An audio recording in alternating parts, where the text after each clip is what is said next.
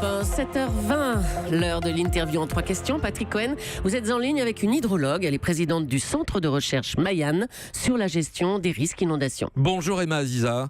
Bonjour. La Seine continue de monter de même que le Doubs et la Saône. On a l'impression d'avoir les images, les cartes d'un phénomène de crue d'une grande étendue géographique. Est-ce que c'est vrai, c'est exceptionnel ?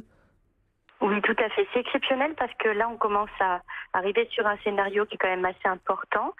Bien qu'on ne soit pas sur la crue historique de 1910, on est sur un phénomène d'une assez grande ampleur. On va atteindre actuellement les 6 mètres, voire plus, dans les heures à venir d'ici demain. Donc là, ce qui est très intéressant, c'est que c'est la première fois que sur le bassin parisien, on atteint une crue hivernale d'une telle ampleur, avec des précipitations exceptionnelles, sur un territoire qui est très anthropisé, c'est-à-dire qui est urbanisé, où on est extrêmement dépendant de tous les réseaux. Et donc, c'est quand même intéressant de voir comment le territoire va réagir, alors qu'on est quand même actuellement très vulnérable. On s'attendait à ce que ces crues historiques, finalement, ne reviennent plus. On voit bien que les barrages qui sont situés en amont, qui ont été construits justement pour traiter la crue sur Paris, ont joué leur rôle. Actuellement, on est à près de 81% de volume stocké. C'est colossal, hein, ça représente presque 687 millions de mètres cubes qui viennent d'être stockés. Mais malgré tout, on voit qu'on atteint nos limites puisqu'il reste plus que à peu près 160 millions de mètres cubes à stocker.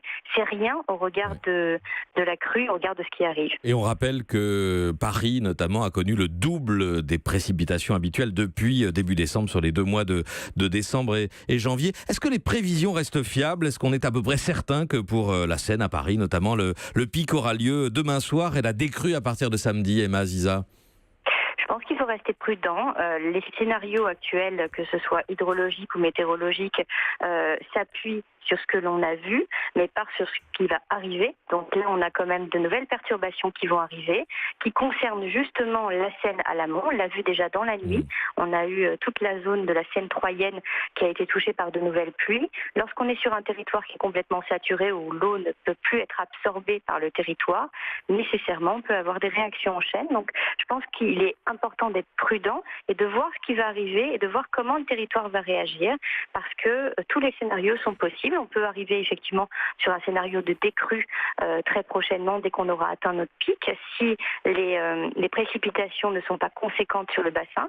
Par contre, si on a des précipitations très très importantes sur les zones qui ont déjà été touchées, je pense qu'il faut rester très prudent parce qu'on a déjà des situations assez dramatiques sur différents territoires au niveau Seine, Marne, amont. Tous les affluents sont touchés et notamment les habitants sont directement concernés actuellement. Emma Aziza, je vais vous demander une réponse courte à une question vaste. Est-ce qu'on a progressé en politique du risque inondation en France ? Parce que d'une crise à l'autre, on a l'impression de revoir les mêmes images avec les mêmes secteurs, parfois les mêmes maisons sous les eaux.